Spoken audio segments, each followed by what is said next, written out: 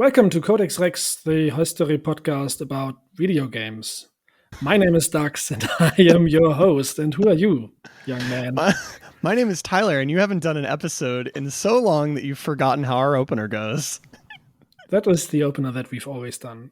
Yes, I recommend of course. all of you go back to the other episodes, re-listen to all of them, and then tell me that Tyler is incorrect. Write us emails about it, actually. That's going to be fun. Yeah, write us emails.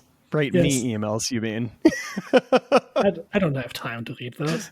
What have you been up to except for reading our emails, Tyler?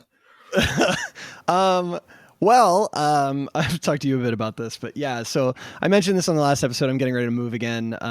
Packing always sucks way more than you think it does. Finding a place to live is basically a part-time job.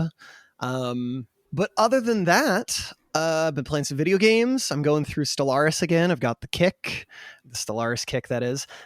Playing through Bug Snacks. You guys don't know what you guys don't know what Bug Snacks is. It's like, what if Pokemon, but if you ate them, it changed your limbs into Pokemon, and all the Pokemon are food. The weirdest thing about Bug Snacks is how it starts out as a game where you think this looks cute. This is like a child's game, right? It's kind of fun, and then you start seeing the darkness in the background, all the weird shit that's going down. Yeah, everyone in that game is miserable and bummed out and horribly depressed and like, it's just awful. Yeah, it's awful in a good way though. Like I wanted to come back to it. Nice. Also, a bunch of us have been playing this really weird indie game called Wobble Dogs. I don't know if you've seen anything about Wobble Dogs. Do you know what that is? No. Okay, Wobble Dogs is like, it's like a dog breeding simulator, I guess is the best way I can put that. So basically, like, you get these dogs and then like you can mess with their genetics, and then their offspring, you can like tinker with like what their offspring will look like, and you have different generations of dogs. But the trick is they're like cubes with heads and legs, and it gets really weird really quickly. Like suddenly they have like segmented eyes and wings, or they've got like 12 legs, or they've got no legs, or like it can get really weird, and you can like share them with people, and we've been having a lot of fun with it. Nice. That sounds really weird, but I'm into the stuff like that. I'll check it out. Yeah. How's it called? You can Wobble Dogs. Yeah. And you can like, what you feed them affects their like gut flora, and that like affects like what they turn into. It's like really strange. I think I talked with Carrie about this, and then it vanished out of my mind again. But I think now it starts coming back. Yeah, I played it a bunch on my. I tried to do a 24-hour stream, but then I realized I'm too old for such things. And I played it a lot because it was like a quick thing I could throw on and mess with for like an hour, and then do something else. But that's what's up with me. Playing some video games, packing, living life. What's up with you, man? I've been reading a ton of books recently, and that feels really good. Like I've started the Witcher series, and I've I don't know, I'm reading all kinds of books, and it feels good to be doing a lot of reading again.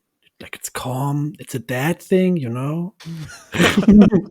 Yeah, I'm into it. Yeah, I've really enjoyed seeing you post the books in the Discord and that you've been reading, and I've really been enjoying seeing what you're into.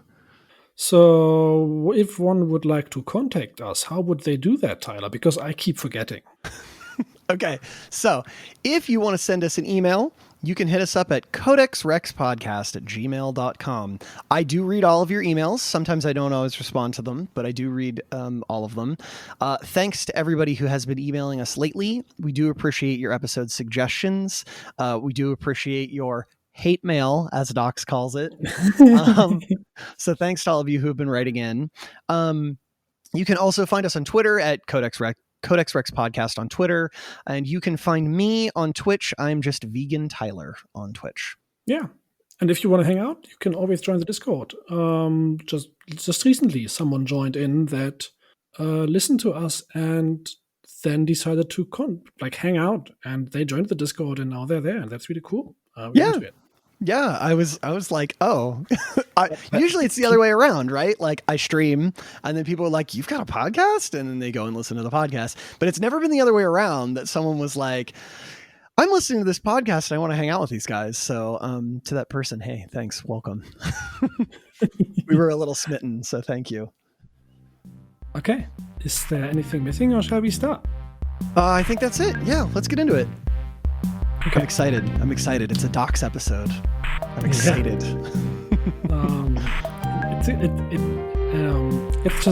It's better than I expected. Let's go. Let's do this. You look maniacal. I'm so excited. It's not going to be Peter Molyneux good, but it's good. It's pretty good. Are you going to start this one with, all right. Everybody in this story is dead and they're going to die in the story and it's going to be really horrible and I'm just getting it out of the way now. As far as I know, most of them are still alive. Okay. Okay.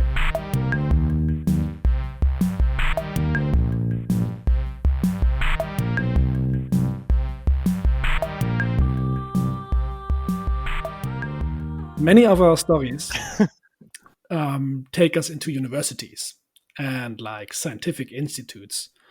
Like let us follow scientists into and like engineers who, while exploring our world, also take part in the act of creating games. And there's many reasons why these people do that. Some, like if you remember Ralph Baer, who encountered, like I think we encountered him in episode 13. He had like this hunch that something like a video game would be a necessary consequence of the development of multimedia technology. Because he was witnessing it in society around him, and he thought like I can make money on this. Or others like I don't know if you remember Higginbotham from episode 19, who just wanted to use the video game that he made, like Tennis for Two, I think, as a way to teach others about his science. And then there's like people we haven't talked about yet. Like there's many examples of this. Like I found out about another dude called Sandy Douglas, and he wanted to use a digital version of tic-tac-toe as an example of user-computer interaction, which was the topic of his PhD in 1952. Wow! So that is credited as one of the first video games. I think it doesn't warrant a whole episode because it's rather short, but it's on a really early computer. And it's basically the first video game. And he was a scientist, and he just did a proof of concept with it. And all of these people that we encountered until now, they have one thing in common, and that is that they are part of the Western Hemisphere. We rarely ever mention it, but many of our stories take place in a divided world.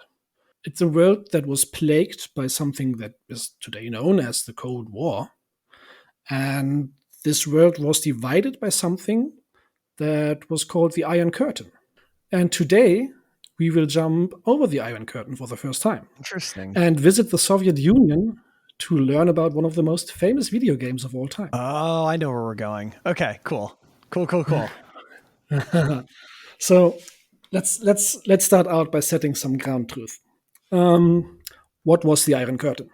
The Iron Curtain was two things: a political boundary and a physical boundary between the Soviet Union and members of the Military Defensive Pact, NATO, and a few neutral states. It was a political boundary because the Soviet Union put a lot of effort into blockading any economic or ideological Western influence from itself or its so-called satellite states. But it also was a physical boundary because of the literal 4,300 miles of minefields, fences, walls, and watchtowers that separated East and West. Okay, now that we roughly know what this Iron Curtain looked like, let's go behind it. We find ourselves in Russia, where in 1955, Alexei Pajitnov was born. Alexei had a knack for puzzles. He enjoyed puzzles so much that he decided to study solving them by becoming a mathematician, by studying applied mathematics at the Moscow Aviation Institute. And after finishing his degree, he started working at the Academy of Science of the USSR, where he did research on artificial intelligence. And as you're a scientist yourself, Yeah. and you know that the basis of science is discussion, right? Sure. Or one of the bases of science. And science is looking at what other scientists did and telling them why it's wrong or what the fault it is. Like that is one big aspect, that you look at other people, what they claim, and going like, this is why this doesn't work. Right. So when I was learning at the beginning of grad school, I often felt like a lot of what I learned was literally just recognizing how someone did something and how to pick it apart. Like, I feel like that was a common thread in all of my classes, was very much like, this is a really cool theory. This is a fundamental theory. This explains everything about how government works. And this is why it sucks. And so the reason you do that is so that you can think on how to improve it. Right. So if you can pick apart the flaws in something, you can figure out how to make it better. At least that's kind of how I thought. And so you sort of stand on the shoulders of those people, right? Like, knowledge is incremental in that way, that we're constantly looking back at what people did and how to innovate on that and how to change it. And describing it that briefly might be misunderstood. Just picking it apart doesn't mean that you're a complete skeptic. Sure. It's a very difficult skill to pick these things apart properly. And me, as someone who's far younger in his scientific career, I'm currently learning these skills, and I find them very difficult to look at other people's theories and pick them apart in a way that makes sense. So I'm always fascinated by people that managed to master these skills. I would also say, no, I'm sorry to talk over you. I would also say that it's also easier to pick something apart and expose all of its flaws than it is to suggest something different, right? And so This is like a big thing. Even in my dissertation, I use these particular ways of measuring political polarization. And basically this idea, like Democrats and Republicans are kind of far apart ideologically. And I won't get into a bunch of dissertation stuff, but there are a lot of critiques of the particular data that I use because it's based on some voting patterns and things of that nature. But the question always comes, like, everybody picks it apart. Everybody wants to say all these problems with it, and they are correct. But then it's always, well, what would you do then that's better? Right? Like, what other data do you have that goes back this far? What other data do you have that is this robust? And it's really easy to, sorry, I got on a rant here. It's really easy to pick all these things apart and talk about their flaws, but it's really hard to then suggest a way to, keep the good things about it and fix the bad things about it. And that's, the entire discipline's built around that idea. Thanks for your insight on that. Do my best. So this is why the scientific consensus is so unstable, right? Because it constantly is revising itself through hundreds of skeptics trained in critical thought. And one might imagine that something like the Iron Curtain, that also functioned as an informational blockade, did not nourish a scientific environment, right? Right. So if enforced as strictly with the Academy of Science as it was with the rest of society, it would cause the Soviet Union to fall behind on scientific achievement. The government of the USSR was aware of this and knew that there had to be slight exceptions to the rule. And this is why Alexei and his colleagues occasionally would get new hardware from abroad. In Alexei's words, so people occasionally sent us new hardware. We'd assess how powerful it was by writing a simple program for it, which became my excuse for making games. So his job was to write programs to test the hardware, and since a computerized game is a program as well, he was well within his boundaries. I love it. So what kind of games did he make on his crispy, fresh foreign hardware? Let's take a little step back. As we already established, Alexei was big into puzzles, especially a certain kind of puzzle called pentomino. That it must have been kind of popular at the time. Do you remember how around 2000, all of a sudden, Sudoku was everywhere?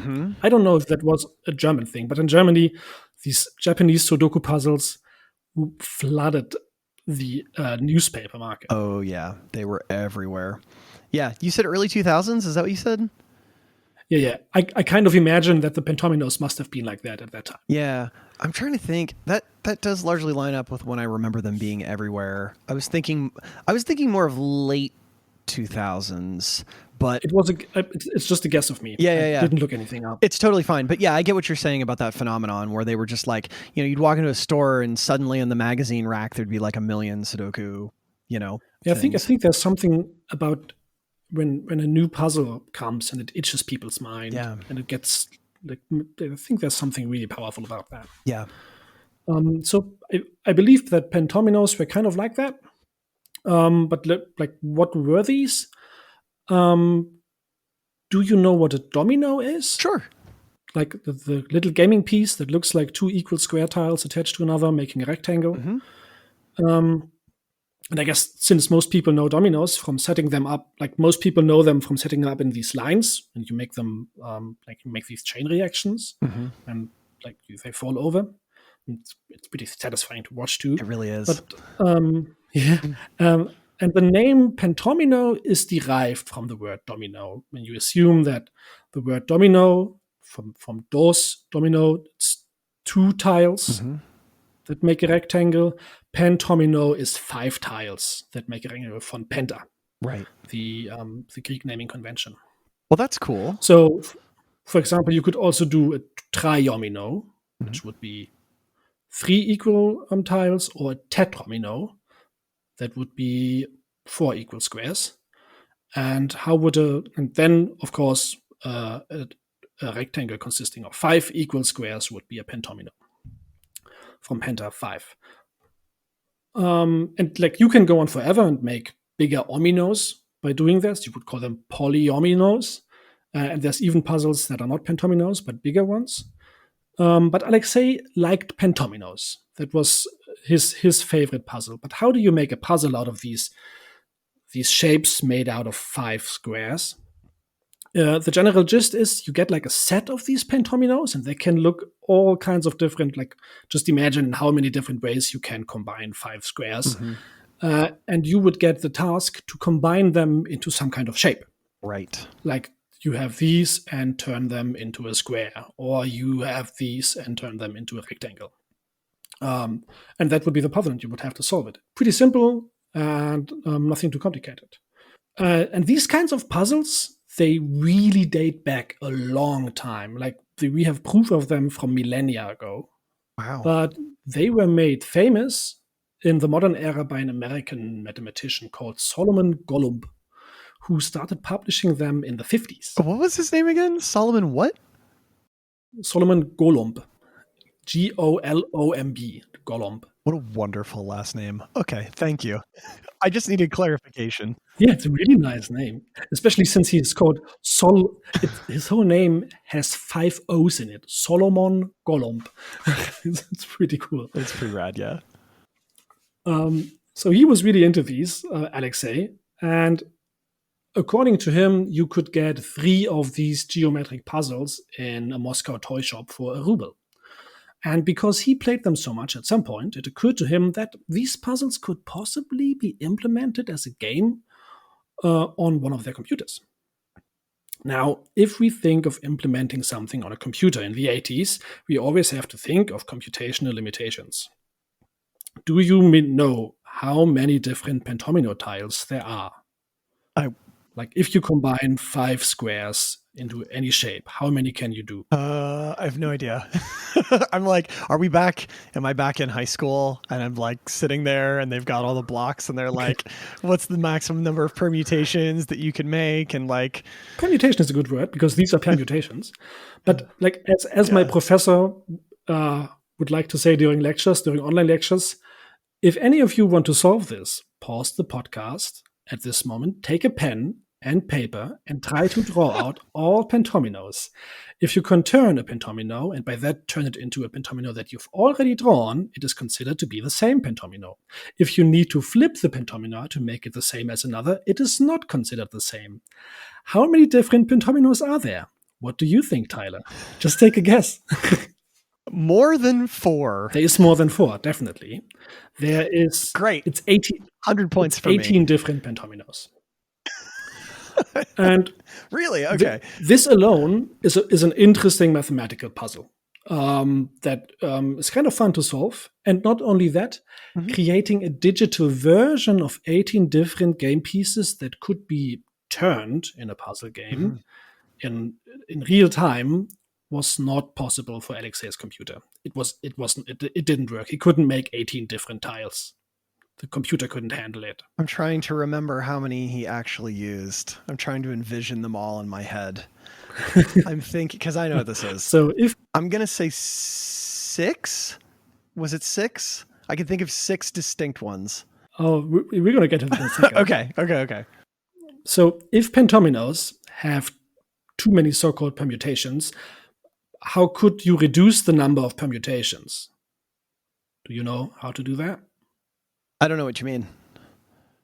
Okay, so if we combine 5 squares into tiles, and all combinations make 18 different versions of that, how do we get less tiles? I see what you're saying. And we do that by reducing it by 1 square. We turn the pentomino into a tetromino with tetra. Yeah, it's only 4. Sorry, I just always assume you're trying to trick me. I'm always on it. Good. I will stop torturing you with combinatorics now. No, it's sorry. Okay. So, but now to our listeners again. I'm always skeptical of Dachz. He's always got some game. You already solved, because you paused the podcast and you solved that pentominoes have 18 different tiles. How many different tiles do tetrominoes have? Pause the podcast. Now we get back. How many is it, Tyler? Tell me. Just get the number. Idea. I don't know, 6. It's only 7. Really? Yeah. Pentominoes had 18, and by just taking 1 square away, we more than half it. So that's pretty good. And that's significantly less. Yeah, it's significantly less, and thus far easier to calculate the rotation on a machine. So Alexei programmed a puzzle game using these tetrominoes on his computer called the Electronica 6T. And the Electronica did not have a display, so he had to depict the blocks in the form of text, like an old ASCII game. Really? Yeah. Huh. Well, that's cool. And that's here a quote from him of how he continued. Next, I put together the procedures for manipulating the pieces. Pick a tile, flip it, rotate it. But the playfield filled up in 20 seconds flat. Also, once you'd filled a line, it was kind of dead, so why keep it on the screen? So I made each full line disappear, which was key. I was a pretty good programmer, and it took me about 3 weeks to get something controllable on screen. I pretended I was debugging my program, but in truth, I just couldn't stop playing it. When other people tried it, they couldn't either. It was so abstract that with its great quality, it appealed to everybody. So I think by now you know what game we're talking about. I think you've known for a while, right? Yeah. Well, it's Tetris, obviously. It's obviously Tetris. I mean, even it's like tetrominoes is even in name adjacent to Tetris. The name Tetris comes from tetromino, of course, but some interviews say combined with his favorite sport, which was tennis. So it's tetromino, tennis, Tetris. Okay. I find that weirdly specific, but who knows? Yeah, you know how sometimes these things pass into legends, right? Like, yeah. So I don't know. Let's just keep it. But Tetris from tetra, because all of these are tetrominoes. Just imagine what would have happened if he had the calculating power, which was available at the time, but his computer just was pretty shit. And he would have used pentominoes instead of tetrominoes, and we'd be playing pentas all day now. Pentas. I don't know why something about that just doesn't pentas. Maybe because it sounds like penis. Yeah, I'm thinking because it sounds like penis. I think that's why. Yeah. Just imagine this world. Cars would be flying. We'd be playing pentas. Peter Molyneux would still be selling beans. Everything would be fine. What an alternate reality that would be. I don't think that it's necessary to explain Tetris to anybody, but we'll still do it. Yeah, we should. Very briefly. Yeah, just in case. The game consists of a rectangular playing field. At the top of the field, tetrominoes keep spawning one after the other, and the player can move them around. They move them to the left, to the right, and make them fall down entirely. And the goal is to keep the game running as long as possible by filling up rows on the bottom of the playing field. If a row gets filled, it disappears and clears space. Which tetrominoes spawn is chosen completely random. And that is the whole game. Yeah. Now, of course, you got later. Some of you might have played later editions that had like Tetris 99 Battle on the Switch or whatever, where it's like competitive. Yeah, it's a battle royale game all of a sudden. Yes, of course, because everything has to be. It was a good game. I played it. It was pretty fun. Yeah. Well, anyway, continue on. I won't postulate about things. No. I'll let you do your episode, because I'm like, how did this affect like Puyo Puyo and like, yeah. Anyway, go ahead. I think the influence Tetris had is inconceivable. Yeah, it's amazing. Alexei knew this back then already because he was addicted to his own game, and the few people that he showed it to also very quickly developed severe addictions to just playing this game. And he wanted to publish this game because of how his colleagues were reacting to it. To make the game more publishable, Alexei recruited a young programmer called Vadim Gerasimov, who was only 16 years old at the time. Vadim, he was familiar with computers that were more common around the world, like the International Business Machine, better known as the IBM. And Vadim was supposed to port Tetris so it could be made available for a broader audience. Vadim only takes 2 weeks to create a stable version for the IBM that is not just a one-to-one port, but a great design improvement. The tetrominos got colored and were actual graphics and not just different letters. And the game even got its scoring system that Alexei did not implement. He didn't care about the scores, he just wanted to make the game go on forever. So Vadim's IBM version is the first version of Tetris that actually looks like what we today know as Tetris. So what was the plan here? Like, Alexei and Vadim actually had made a few more games too, and they had the idea to sell them as a collection called the Computer Carnival. They wanted to make a business out of it. And they wanted to self-publish. There was a problem, though. What was the problem? The Iron Curtain. The problem is that the Iron Curtain. The problem is that their home was the Soviet Union, and while in the Western Hemisphere, already, like, the Western Hemisphere had a well-established video game industry, as we know. This is the 80s. Yeah. The Soviet Union had nothing even close to that. Especially entrepreneurship was not really a thing in the communist society of the Soviet Union. Civilians selling software for personal profit? Unheard of. Also, as members of the Moscow Institute of Science, those games developed on the hardware of the institute belong to the institute and therefore belong to the state. That's true. So I hadn't thought about the whole like public funding of that. But you know what I'm still stuck on is, what did you say? It was called the Computer Carnival? Yeah, I roughly translated it. Maybe it had a better name in Russian. I don't know. I mean, that just sounds fucking rad. Come on, kids, we're going down to the Computer Carnival. Yeah, I think you could have translated this as computer fair as well. Okay. Yeah, that was the idea of it. So instead of selling it, because they knew they couldn't do it, they just started copying the game onto floppy disks and handed them to friends and colleagues. And Tetris started spreading through the institutes like wildfire. A colleague of Alexei, called Pokilko, apparently had to ban the game from the medical institute because people just stopped working and only played Tetris all day. And due to the success of this game, Alexei wanted to try again, and he asked the director of the institute directly if he could publish the game, but they refused. They did something else with without Alexei's knowledge, though. To further spread the game, the director, maybe with good sense of foresight, they sent it to Budapest, and especially the Budapest Institute of Computer Science in Hungary. And at this point, we kind of have to talk about the influence of the Soviet Union a bit. The Soviet Union itself was not everything behind the Iron Curtain. Some of the nations only belonged to the so-called Warsaw Pact. I don't know how to say Warsaw in English, but Warsaw Pact, but not the Soviet Union itself. And they were kind of considered satellite states, like, for example, Hungary. A satellite state is a nation that is formally independent, while also being under heavy political influence from another country. In this case, the Soviet Union. In 1985, though, something had taken root in Hungary which would help Tetris a lot. And that something was capitalism. Of course. Good old capitalism. Yeah. So also I had to go to Google just to make sure that I wasn't crazy here. We would typically pronounce that as the Warsaw Pact. Warsaw Pact. But I just wanted to be sure that I hadn't misheard it my entire life, because that's a pretty common thing, right? Yeah. It's in German, it's the city that it's named after. It's called Warschau. So I have a hard time getting rid of the sh when I say it, because it's Warsaw Pact. Right.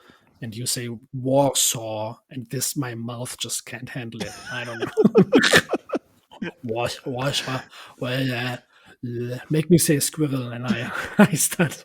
I don't know. I'm sorry. Do you have a problem with squirrels, Dachz? No, perhaps squirrels, depending on your pronunciation. It's a total random thing, but I had a friend who went to Australia one time, and he was working in Australia, a friend from the United States, and he was working in Australia for a bit, and a guy turned to him and said, "Hey, is it true that you guys just have like squirrels everywhere in the United States, and that they just like run around and do stuff?" He's like, yeah. But it was like, at that point, I realized that they just don't have squirrels in Australia, apparently. Maybe they do in some parts, I don't know. But like, the dude was like, flabbergasted that squirrels were a thing. And that's just like so strange to me. The presence of squirrels in the US is severely underestimated by the US Americans. You have a lot of squirrels. Oh, they're everywhere. It's not normal. Yeah, they're absolutely everywhere. And they are fucking adorable. Man. Hey, don't talk shit on my tree rats. Okay, I love them. We're in Hungary. We're in Budapest. Yeah. Yes. It's 1985. There's capitalism. Yep. So if you like a trader, it's 1985, and there is capitalism. So if you like a trader and you want to look for expert business in the Eastern Bloc, you would go to Budapest. Budapest is where you find like a more or less free market. One of the people that came to Budapest to do business was Robert Stein. Robert, he had a software company that was based in Hungary. He was looking for software. By now, Tetris had been ported further to other hardware. There was an Amiga version, an Apple version, and so on. People wanted to play this game so badly that they put a lot of effort into spreading it. They ported it themselves. This was no corporate effort. So when Robert Stein encountered Tetris at the Budapest Institute of Computer Science, he immediately knew that he had to acquire the publishing rights. The problem is, when he asks who made the game, people tell him the truth. Some dude in the Moscow Institute of Science. Now, how would he contact some dude in Moscow about licensing rights? He manages to contact him via a telex machine, which was a fax predecessor, and Robert offers Alexei a bunch of money for the licensing rights. Alexei's English was really bad, though, but he managed to send back some kind of positive answer, implying that he was going to try to arrange like a deal or something. This was no easy task. So, since doing business with a Western company could easily get Alexei sent to prison, Alexei tries to take the official path by trying to convince his institute to sell the licensing rights to Robert. The institute actually has a licensing department, but apparently the bureaucracy and the process of organizing negotiations via a fax machine were so tedious and slow that Stein just gave up. He stopped trying to get the license. Does this mean that he will not publish the game, though? Yep, he did the exact right thing, and he waited appropriately for the university to contact him through an old telex machine, and everything was okay, and capitalism was perfect. There's kind of a problem. Before even giving up, he already started selling the license further. Oh, I see. Oh, who could have seen this coming? He just does not care. Since apparently the Moscow Institute of Science is incapable of maintaining their licenses, he might as well just ignore it. Oh, of course. This decision will influence the future of Tetris a great deal. But for now, let's just stay with Robert, who will now publish an unlicensed game. he really had no other choice. Yeah, of course. There's money to be had. What are you going to turn down money? Capitalism. Come on, man. Money, money, money. You need as much as you can. Line must go up. I think how he explains this line of thought was when he started the negotiations, he believed that he would get the license because nobody else was negotiating. So he already struck deals with other people, showing them, hey, I'm already negotiating, but we can speed this up because I'm going to get this license. I already can give it to you because it will be mine as well. We will all have licenses. But so he already he sold the rights to publish the game to other companies. Knowing this, less kind people, though, would kind of describe Robert as a con man. But we are not less kind people, right? We're assuming the best in him. Maybe he's a good guy, right? Most rights, except for those rights concerning coin-operated hardware and portable hardware, he sold to Microsoft. Microsoft was a subsidiary of the Maxwell Communication Corporation. This British company was one of the biggest players in publishing media at the time. And what we will have to remember about this company is that it was managed by a man called Robert Maxwell. And Maxwell could be described as like the symbol for questionable government connections, because not only did he have connections to the British, but also to the Soviet government. And remember, Robert Maxwell's company's subsidiary now had the rights to sell an unlicensed Soviet game. This will be important later. Okay. Stein's choice of corporations to partner up with was pretty smart, and we will see why, because this is a powerful company. He didn't choose them by accident. He sold it to them because he knew if something goes wrong with this license, they will be able to manipulate their way out of it and help him. Meanwhile, in Russia, Alexei keeps on living. Sometimes things don't work out, you know? You could call it like Russian optimism. It's like, things go bad. It's fine. It could always be worse. He makes new games, and this time, instead of going to the head of his institute or the licensing department, he just goes to the Ministry of Trade, specifically the Elektro-Norg-Technica, whose job it was to handle import and export of soft and hardware. He gets some information about exporting his new software, and while doing that, he randomly in conversation drops that he had trouble before negotiating a licensing deal with this Hungarian dude called Robert Stein, and the people at the Elektro-Norg-Technica, they can't believe what they are hearing. Some guy just did negotiations that actually they should have done? What the fuck is going on? Anarchy! Who even allowed Alexei to dare to negotiate anything like a licensing deal. All of a sudden, the Soviet bureaucracy starts rolling, and this ministry department, they go crazy. Elektro-Norg-Technica contacts Robert Stein via fax. They reignite the licensing negotiations, and while still tedious, they finally start moving towards a real deal. And in the June of 1987, only 2 years, they come to an agreement for licensing deals. What does the deal say, though? Robert Stein is licensed to publish the game for various types of computers. That's what it says. Nothing more. Okay. That is not what Stein sold to other people already. But the wording is kind of vague, so Stein shrugs and goes ahead. Might as well. What's the worst that could happen? What's the worst that could happen?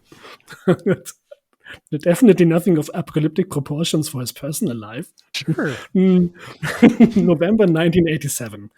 Tetris releases in the USA for PC. The hype is huge. Partially, maybe, because it's marketed as the first game from beyond the Iron Curtain. The entire design of the game screams Soviet Union. The title is written in Cyrillic. The background of the game shows St. Basil's Cathedral, probably the most iconic building in Moscow. One of the buildings, like you know it, even though you don't know where exactly it is or how it's called, but everybody saw this building in his life on some picture or another. And Tetris turns into one of the most successful games in Britain and the USA. Maxwell Communications Corporation, after the initial success, they tried to further squeeze money out of Tetris by publishing the game on all kinds of consoles. At this point, another person enters the stage. So I'm sorry, but this story is a terrible mess, and it's gonna get so much worse. It's okay. His name was Hank Rogers, and he was a programmer from the Netherlands, but moved to Japan working for Nintendo. Okay. And while he did some programming for the Japanese video game giant, at the time of the story, he already ascended into the publishing departments. And Hank Rogers, he saw Tetris at the Consumer Electronics Show at the CES, and he liked it, just like everybody else, and wanted to acquire the rights for Nintendo, specifically to publish it for the Famicom, a pretty legendary console we have mentioned several times by now. The problem is, Microsoft sold the rights to publish Tetris for consoles in the Western market to Atari. So, Hank Rogers flies to Atari HQ, camps in front of their main entrance, and forces them to negotiate with him to publish Tetris for Nintendo. How long did he camp there? It doesn't specify that. It's kind of a legend in the sources, but people really like to quote this. There's no confirmation on this, but in all the stories of all the different people, they all mention it. I just want to imagine this guy just camped out in this horrible tent in front of their office, and anytime someone walks out, he crawls out of the tent like a zombie, and he's like, Tetris publishing. Tetris publishing the game. Yeah, Tetris. And they're like, oh, well, we should probably listen to this guy. He seems like he knows what's up. Went, maybe he just had a normal meeting, but however it went, he succeeded and he got the publishing rights to publish Nintendo for the Famicom in Japan. Okay. For some reason, I feel like this should shock me, that he was so intense about it, but after what we have already heard about in previous episodes, this seems like regular video game company employee behavior. Yeah. So, yeah. Yep, it was just absolutely batshit bonkers all the time. So, slowly but steadily, Tetris gets ripped apart in a publishing frenzy. Microsoft and Spectrum Holobytes, which was Microsoft's American sister company, published Tetris for PC. Atari publishes a console version of Tetris for the NES via their subsidiary Tengen. Nintendo publishes a console version of Tetris for the Famicom in Japan. But a lot of legal business remains kind of unclear. The coin-operated and portable machine publishing rights have never been handed out, and strictly speaking, Robert Stein's licensing deal with Electronorg Technica does not mention any console publishing rights. All of these people that have publishing rights actually don't have publishing rights. Or at least it's not legally clear. I think you'd have to argue in a court of law that a console is a computer, which I think you might be able to do, but that would be the only way that I think you could pull that off. In a court of law, you could argue that we will get some insight about that from Hank Rogers. Hank Rogers, he is thirsting for the rights to publish Tetris on portable machines because, as all of us know, Nintendo is about to crush the market with the first Game Boy. And then there's Maxwell Communications Corporation that are planning on maintaining their PC publishing rights to Tetris and also want to acquire more. And last but not least, there's Robert Stein, who has insufficient licensing and really wants to have the right to coin-operated and portable machines. This is a huge fuck mess. But we're going to see how it's going to turn out. So, while researching this, I was fully prepared for endless legal battles with no proper showdown, but boy, was I wrong. The sun rises upon the 22nd February of 1989. Hank Rogers has been trying to contact Robert Stein for months because he wants Game Boy Tetris. Robert Stein knows that he can't give Hank Rogers Game Boy Tetris because his licensing is vague as fuck. Hank is pissed. And not just that, Hank was, as he said, in deep kimchi because he was currently producing 200,000 game cartridges at $10 a piece and apparently put up all of his in-laws' property as collateral for it. Wow. Well, we know what Hank's going to do. He's going to win him over by camping outside of his office and screaming, Dachz! What have we already seen Zing do? Just fly to where the problem is and solve it yourself. Are you fucking serious? He takes a plane to Moscow. I was kidding. I was leaning into the bit. He literally flies to Moscow looking for the Ministry of Trade to negotiate with Electronorg Technica himself. Oh my God. So there he was, standing in the center of Moscow with a tourist visa and not a word of Russian, trying to find some organization they called ELORG, which was the abbreviation for Electronorg Technica. Soviets, by the way, they love abbreviations. So doing business on a tourist visa is illegal, by the way. So since he had no clue where to go, That doesn't matter to an American. Come on. he had no. We just go to other countries. We are all heart. We don't have any idea of the language at all and just expect everyone to cater to us. Come on, man. It's the American way. As far as I know, Hank Rogers was a Dutch person living in Japan, but he still didn't care. See, I heard that earlier in the story, but just due to his actions, I just assumed he was an American because that's what we do. We just assume that everybody's an American. In my mind, he seems very American as well. Yeah, absolutely. So since he had no clue where to go, he just gave money to some woman standing in his hotel lobby to hire her as an interpreter.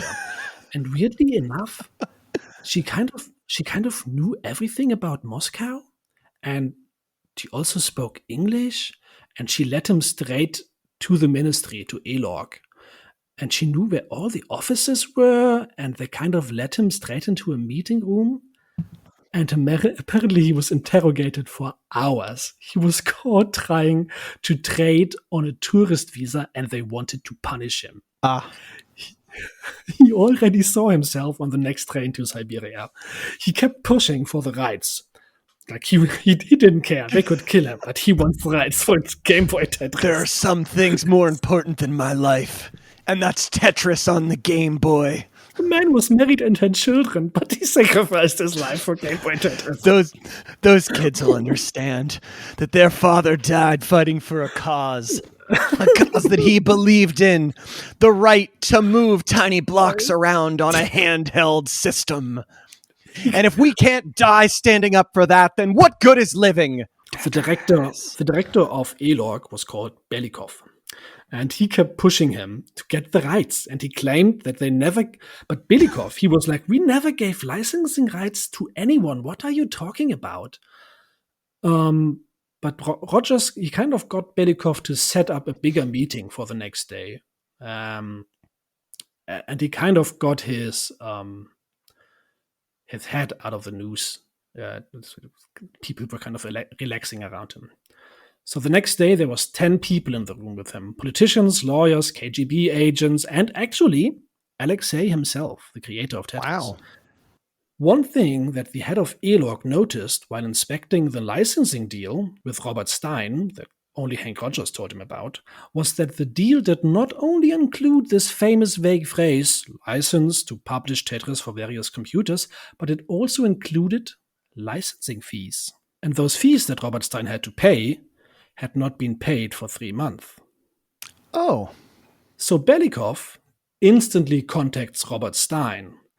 And Stein sees his opportunity, because Stein also wanted to get in contact with the Russian Ministry of Trade for a while, but they are kind of hard to reach.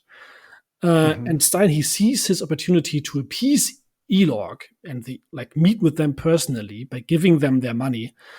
And he wants, and also after appeasing them, he also wants to acquire the licensing rights for coin-operated and portable machines, as we know. And those portable machine licenses, he only wanted to instantly sell them to Hank, because he knew about Hank. Right. So Stein does not know that Hank is in Moscow at the moment. And Stein does not have to hire a KGB interpreter to get to ELORG. And immediately gets a meeting with Belikov because he fucking goes to Moscow too by plane immediately. There's just like no planning. None of these people have planning. They're just like, I'll just fucking go to Moscow then. Like, this blows my mind. Absolutely blows my mind. And Belikov, the director of ELORG, he has a little surprise for Stein because of something that Hank Rogers showed him. Hank showed Belikov pictures of Tetris on the Famicom, even though ELORG never gave out licenses for console publishing. So Hank and Belikov further scour the licensing contract with Stein and stumble over the infamous phrasing publishing for various computers, and Hank Rogers, who knows a fair share about video game licensing, tells Belikov that this phrasing would legally include everything from portable to coin-operated There it machines, is. but also consoles and computers. So Belikov, he adds something to the licensing contract, which he shows Stein when he later comes to him.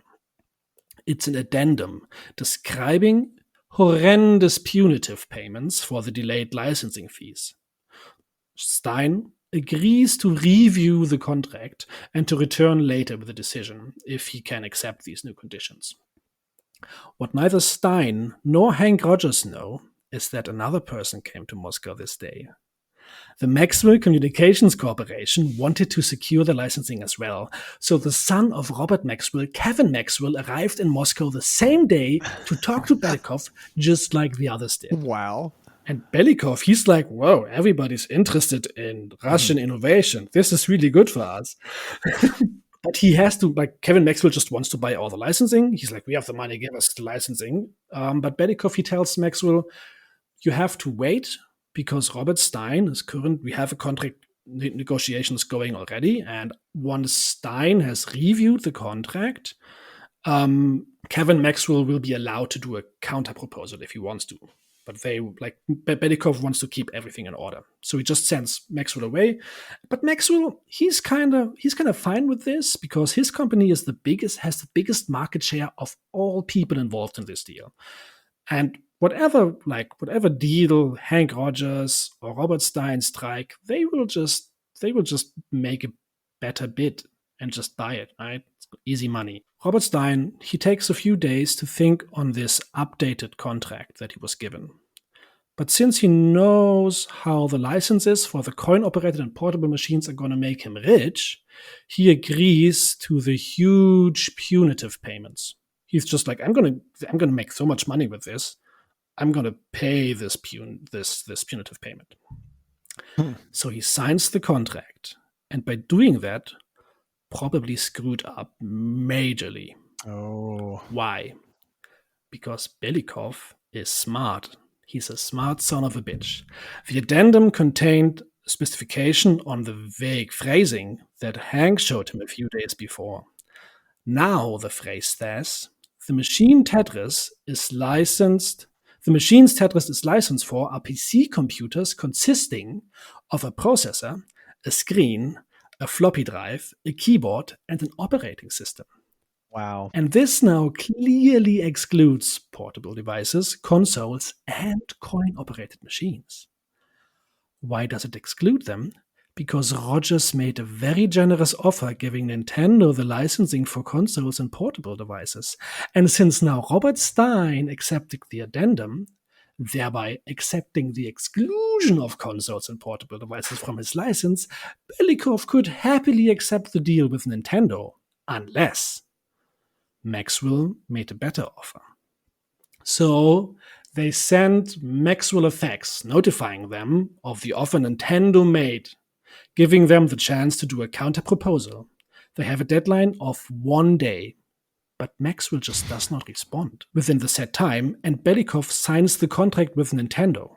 Mm-hmm. And Nintendo starts going to town with the new power they just acquired. They sue Atari because they illegally used their console license for years to sell Tetris. And of course, by doing this, Maxwell Communications Corporation gets pulled into this legal massacre, since they gave out the console licenses to Atari via their subsidiary Mirrorsoft. And according to the legend, Robert Maxwell was so furious and he refused to give up. And as we mentioned, Robert Maxwell was a well-connected man in Britain and the Soviet Union. His company actually published the autobiography of Gorbachev. Really? And it is said that he pressured Gorbachev personally to reverse Elok's and Belnikov's decision to give him the licensing deal instead of Nintendo. And this pressure Maxwell applied actually worked a little. Gorbachev initiates an investigation into Elok to check if the contract with Nintendo and the addendum of the licensing deal with Robert Stein are correct, but it's all pretty watertight. Maxwell tries to personally meet Gorbachev. But since it's 1989 and his country is rapidly disassembling, Gorbachev really has other problems than some British businessman. Nintendo wins, and that's it. That's the whole Tetris story. Wow. So let's wrap this up. Yeah. Tetris sells 35 million times for the Game Boy and is believed to be the essential game of the original Game Boy. We will never know what the Game Boy would have been without it. Alexei didn't see a single ruble of those initial deals. Only after 10 years, when the licensing had to be renewed, was he included in the profits, though he and Hank Rogers became close friends. They both live in the US and have a company together called the Tetris Company, which owns the branding rights of Tetris. Oh, cool. I do not know what happened to Robert Stein, but I feel like he probably hid under a stone after signing that contract. I do know that his deal financially ruined Atari, Maxwell Corporation, which, by the way, was dissolved in 1991 because of this legal battle that they had to do. It was a massacre. And that's it. This is the pretty insane history of Tetris. That crazy legal showdown at the end, like, I always assume that those kind of things happen. And like we've kind of touched on them like briefly before in the podcast, but it's still really interesting to hear that like all laid out. Like, you know, a guy using some tech to mess around with makes a game that ends with this massive multi-corporation battle between different corporations in different countries and the Soviet Union. And like, that's just crazy to me to think about. Yeah, it puts a proper dent in society, right? All of a sudden.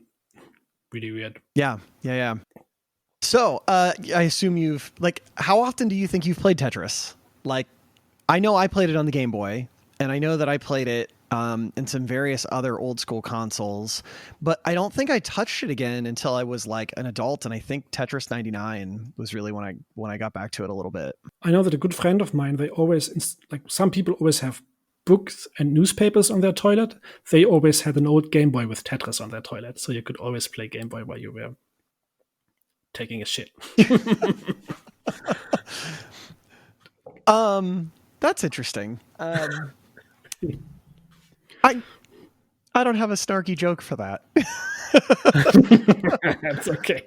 That's really cool. I appreciate you telling me this because I don't know, really fascinating to think about that game and how much it like affected. Like, think about how many other, we'll call them Tetris clones, are out there. You know, I think my first interaction with something that was adjacent to that was, I mentioned Puyo Puyo earlier.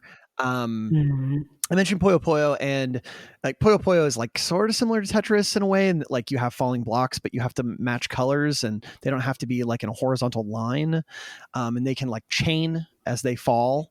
But I played a version of that called Dr. Robotnik's Mean Bean Machine, which was just a reskinned Puyo Puyo. I think we talked about it like the whole way back in episode 1. I played a ton of that as a kid. But yeah, like basically spawned an entire genre, right?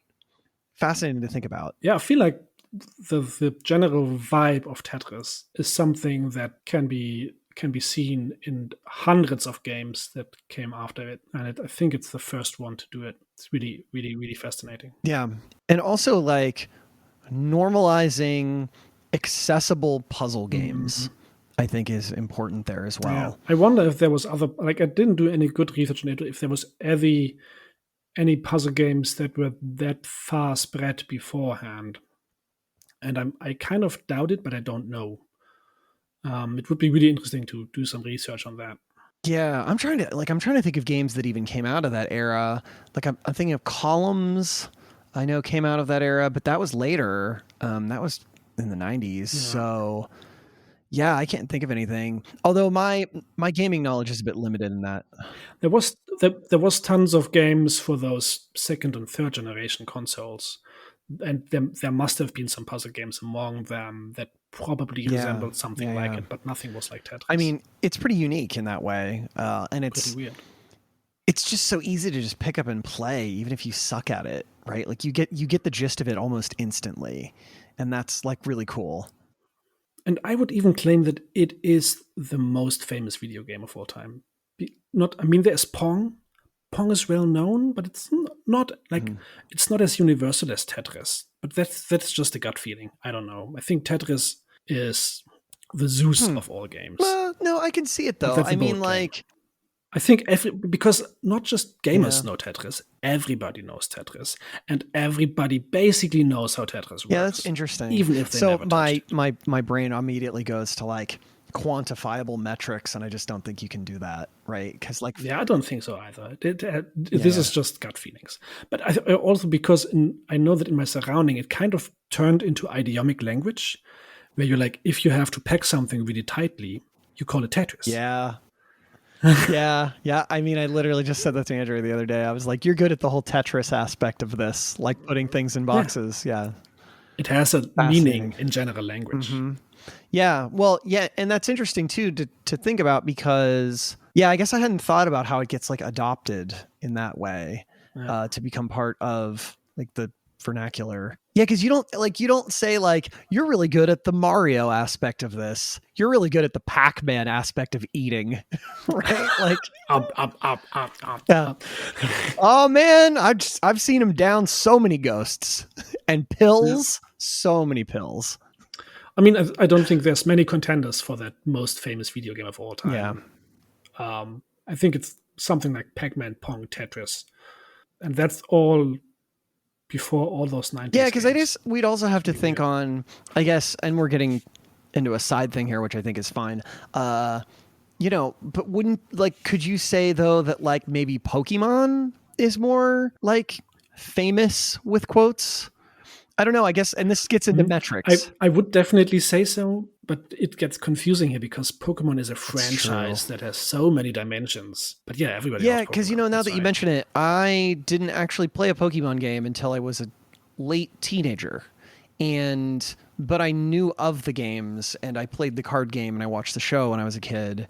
So yeah, so again, here we are. That how you define something affects what is inside and outside of that, right? Yeah, we've gotten to this point a lot where like definitions. Yeah, but no, I think that's really good though, and I don't know. It's hard for me to be like it's the most famous game of all time, but I think you make a really solid argument that like everybody knows how to play Tetris and everybody knows what Tetris is. Yeah, we're not gonna make a YouTube video where you have like a face on the thumbnail that goes like what, and then top 10 most famous video games. Click and subscribe. Don't forget to ring the bell. Smash that like button. Shit like that. No. I'm just saying it feels like it's up there. And if you feel differently, just tell us about it. That's cool. Yeah. That's interesting. Well, hey man, I really appreciate this. I guess like it's so interesting how different we are in our like choices of things that we choose to research. Cause like I never once considered Tetris and yet it's so important. So I appreciate you doing this one. Yeah, I felt like when I stumbled across it, I was like, this is kind of necessary. Yeah. We had to do it. I mean, we definitely have done some sort of foundational episodes at times, and I think, they're good because not only is it really important to know, but then we can also refer back to them, right? Yes. But anyway. Okay. Well, anything else you want to add, my man? I don't think so. Okay. I hope all of you have a good day. Thanks to Andre for editing our episodes. Thanks for all the people for being so nice to us and supportive. Yeah. And thanks to, I don't know, random strangers that sometimes deserve kindness. It's true. And I will echo what Dachz says. It's just knowing that people listen to this and enjoy it is a motivator. Sometimes these episodes are hard to put together, and sometimes these things take a lot of time. And sometimes it's hard to muster the desire to write these things. So we just really appreciate that. We appreciate that you appreciate it, because otherwise we'd just be talking to the void. So yeah, be good to each other out there, and we'll see you soon. Yep. Take care. Have a good one, friends. See ya.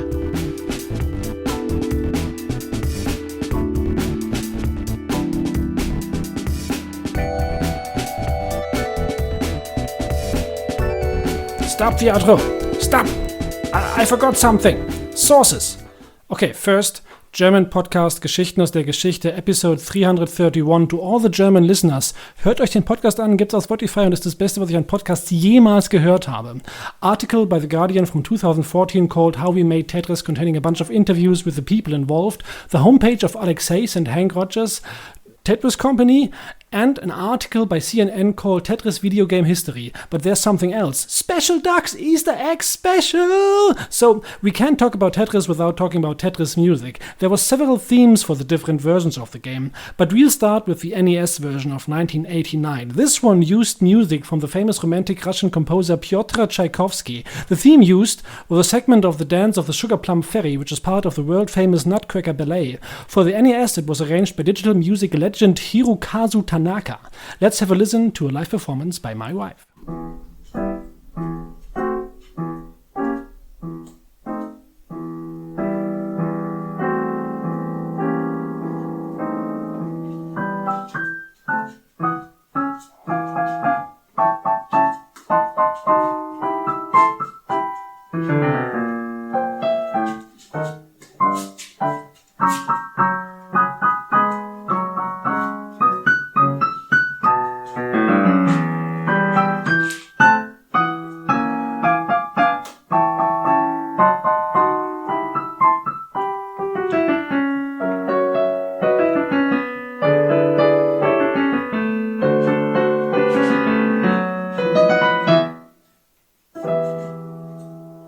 Now, the Game Boy version didn't use this one, but they also used a piece of Russian music culture, which is the so-called Korobieniki. In 1861, the poet Nikolai Nekrasov published a poem called Korobieniki, and it got so popular that it turned into a famous Russian folk song.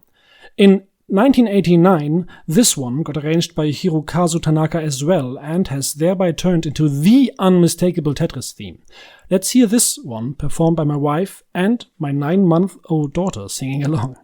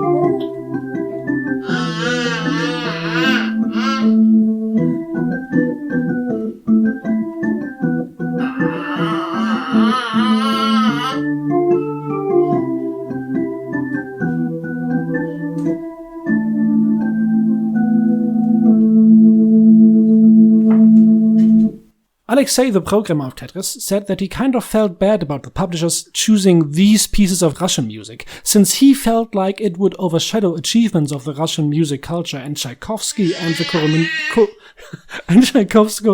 Korobieniki would only be recognized as the Tetris music. Anyway, that's us. Have a good day. See you around.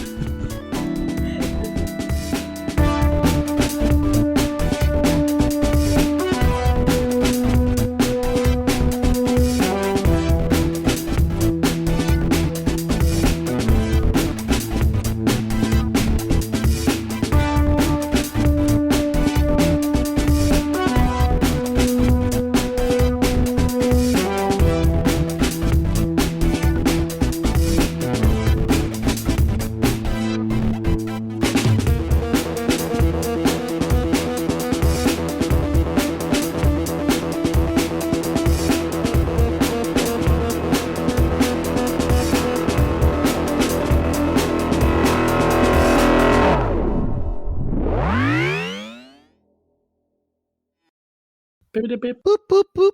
Boop boop boop boop. Boop boop boop. Boop boop boop boop. Computer Carnival. Fuck yeah. Boop boop boop boop.